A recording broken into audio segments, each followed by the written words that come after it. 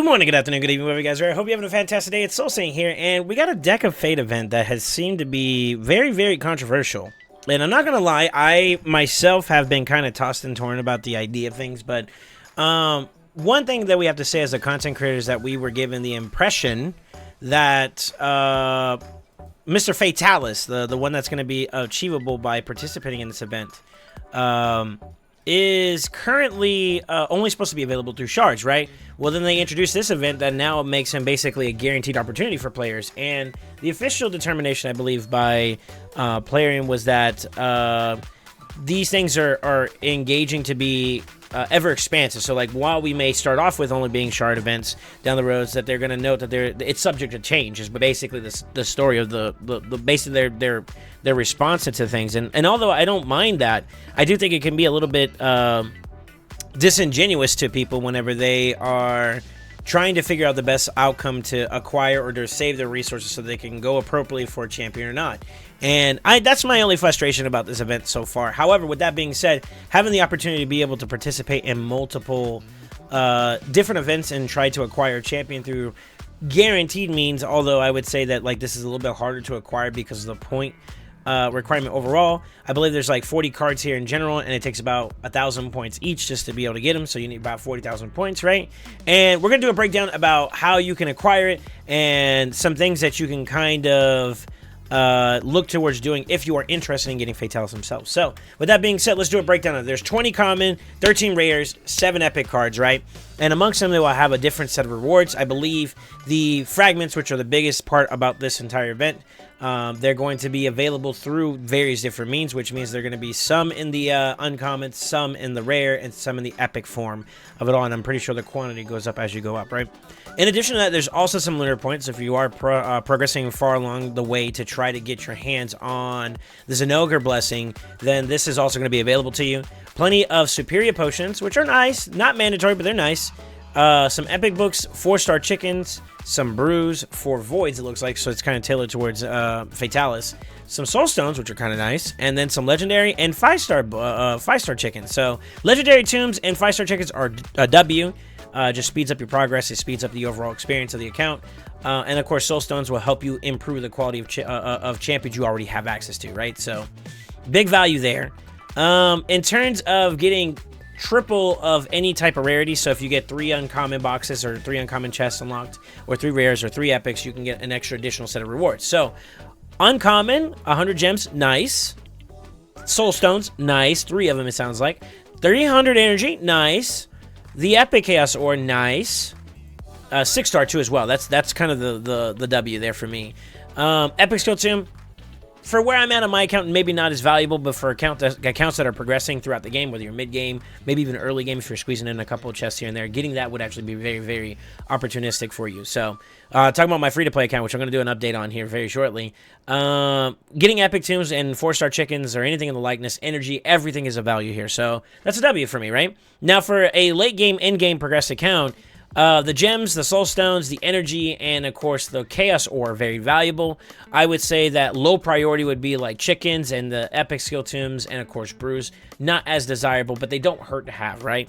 For the rare side, 250, so it just basically scales up, and it looks like that's how it is across the board. It scales up. The 750 is really nice. The 250 gems is nice. The Immortal Soulstone's really, really nice. There's some good value there. The Legendary Skill 2, that's a great value. And then, of course, the Legendary Chaos Ore for 6 stars are also great value because we're trying to always get that better piece of gear, right? 5-star chickens, complimentary. Same thing with the barrel, complimentary. Not mandatory, but nice. I think out of all those, I would want either the Chaos or the Soul Stones, or probably even the Legendary Tomb or the Energy afterwards. So those are like basically all the stuff you see on the front end. The first 5 options are pretty much really good. Now, as for the epic option, we do have 500 gems, so it scales up yet again.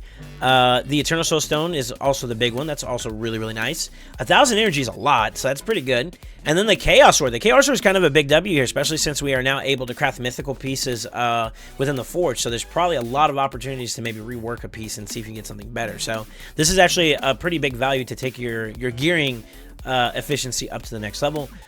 Mythical 2 skill tunes will be contingent upon the player having access to multiple mythics, or if they have one mythic or not, and how many they acquired up to that point. May kind of be okay value, or maybe even really good value, depending on where you're at in the game. And of course, Feast. Taking them all the way up to 6-star is a nice little bonus, right?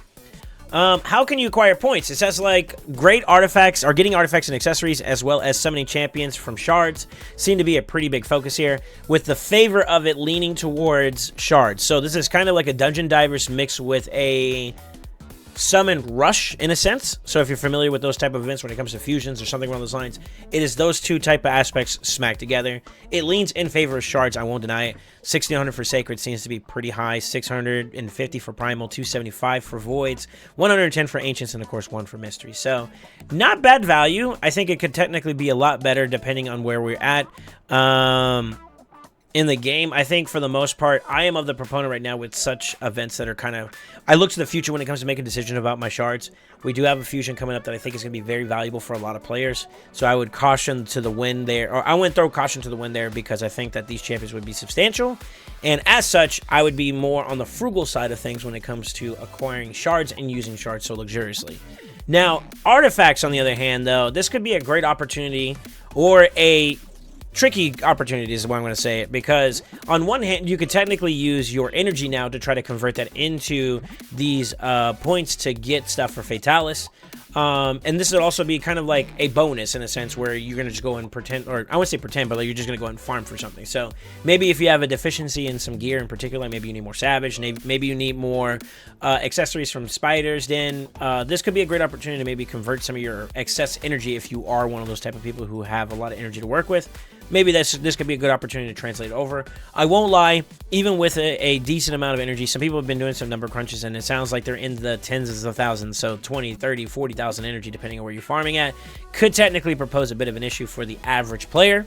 So take that in mind if you're considering doing it down that route.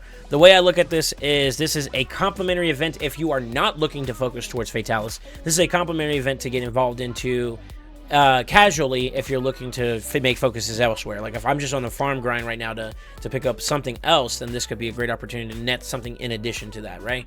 On the flip side, if you are looking for it and you don't mind losing a little bit of shards here and there, I would caution you that with future fusions coming up that are in particular very lucrative in my opinion, it would be wise for you to make sure you budget appropriately.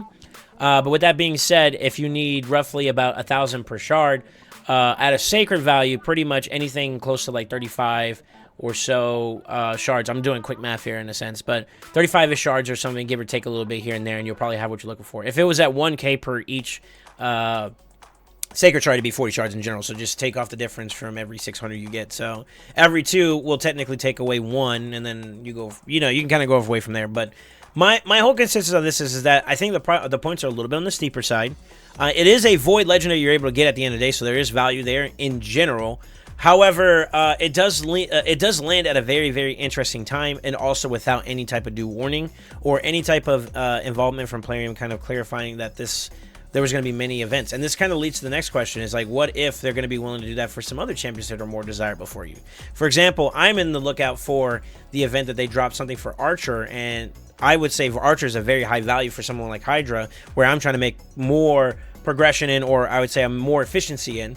And I feel like Archer would help me, right? So in that same sense, I think that looking at these type of events are very, very questionable. I think, as always, one healthy way to look at how you can manage resources in this game would be to make sure that you do something around the lines of a safety cushion. Having yourself a safety cushion in the event that there is other events, so that you can make your pivots as necessary as possible. But that does mean that you're locking out a certain amount of assets or resources available, and you only have a certain amount to work with. And is that certain amount enough to justify going for an event like this?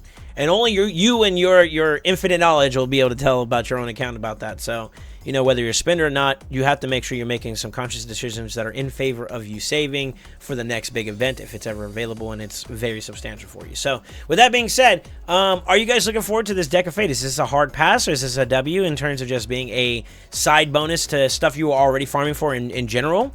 Or is this kind of out of pocket, out of left field? Is this something that's kind of disheartening to you because you dropped a lot of resources to try to get this champion during his 10x or his associated progressive event, if there was any for him, which I believe there was, if memory serves me correctly? Let me know in the comments below. And as always, don't forget to like, comment, subscribe, and always remember, stay ascended.